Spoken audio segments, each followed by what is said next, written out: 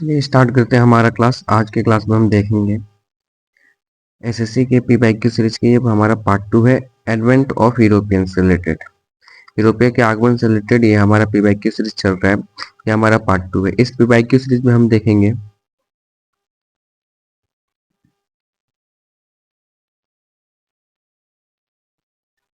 Last 5 years SSC questions. तो चलिए start करते हैं हमारा क्लास। तो ये हमारा क्या है, पार्ट 2 है, याद रखना है। ये हमारा पार्ट 2 है, पार्ट 1 हो चुका है। इस क्लास में हम देखेंगे क्वेश्चन नंबर 11 to 20। चलिए स्टार्ट करते हैं। पहला क्वेश्चन देखेंगे, question number 11। Nawab of Bengal after the death of Alivardi Khan in 1756। 1756 में अलीवर्दी खान की मृत्यु के बाद नवाब ऑफ बंगाल किसे बनाया गया था? तो आपको याद रखना है सिराजुद्दौला को। किसे बनाया गया था? आप कहेंगे सिराजुद्दौला को बनाया गया था। Next question. After the battle of Plassey in 1757 who was appointed nawab of Bengal by the Britisher. आपको याद रखना है कि जब प्लासी का युद्ध हुआ था 1757 में, तो उसके बाद ब्रिटिशर के द्वारा नवाब ऑफ बंगाल किसे घोषित किया गया था, किसे बनाया गया था? आपको याद रखना है मीर जाफर अली खान को। किसे? मीर जाफर अली खान को। ये सब पीवाईक्यू क्वेश्चन है, एसएससी के द्वारा एग्जाम में पूछा गया, हर एक क्वेश्चन पूछा गया है। नेक्स्ट बात करेंगे, अलीवर्दी खान डाइड इन। अलीवर्दी खान का मृत्यु कब हुआ? तो आपको याद रखना है 1756 में हुआ है। कब हुआ है? 1756 में हुआ है। Next, treaty of Amritsar signed in. तो आपको बतलाना है अमृतसर की संधि में कब हस्ताक्षर हुआ है? तो 1809 पे, 1809 पे। नेक्स्ट क्वेश्चन पे बात करेंगे, क्वेश्चन नंबर 15 पे। In 1850, Kashmir was sold under which treaty to the Dogra dynasty of Jammu? आपको बतलाना है कि कश्मीर 1850 में कश्मीर को किस संधि की वजह से दरोगा वंश को, जम्मू के जो दरोगा वंश थे उसको बेच दिया गया। तो आपको बताना है अमृतसर की संधि। कौन सा? अमृतसर की संधि में कश्मीर को बेच दिया गया था। किसको?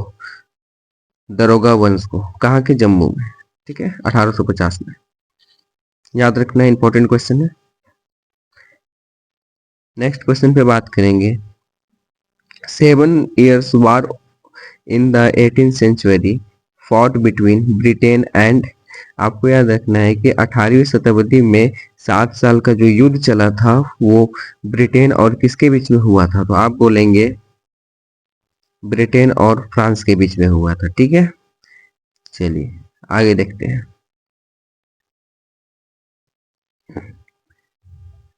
सेकेंड एंग्लो मैसूर वार होगा। क्या होगा? सेकेंड एंग्लो मैसूर वार, GLO होगा यहाँ पे। ठीक है ना, GLO। आपको याद रखना है सेकेंड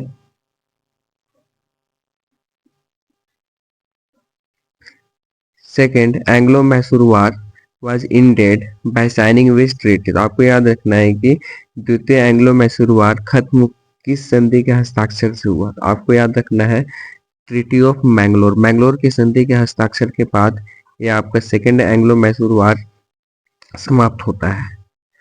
नेक्स्ट क्वेश्चन पे बात करेंगे, क्वेश्चन नंबर 18 पे बात करेंगे।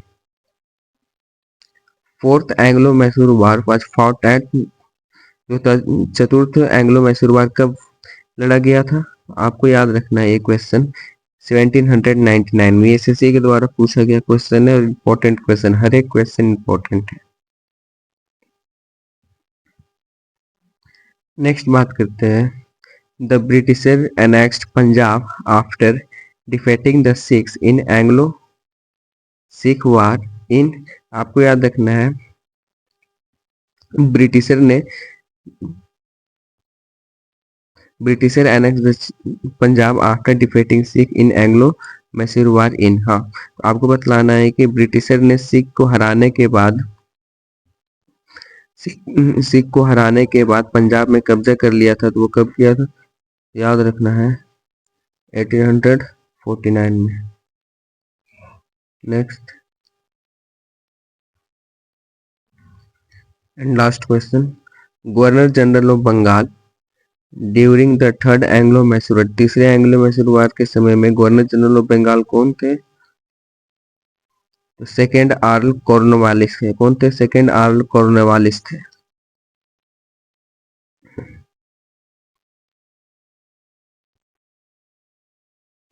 और इस तरीके से हमारा जो हमारा पार्ट 2 है, जो हमारा पार्ट 2 है 11 to 20 क्वेश्चन का टारगेट कंप्लीट होता है।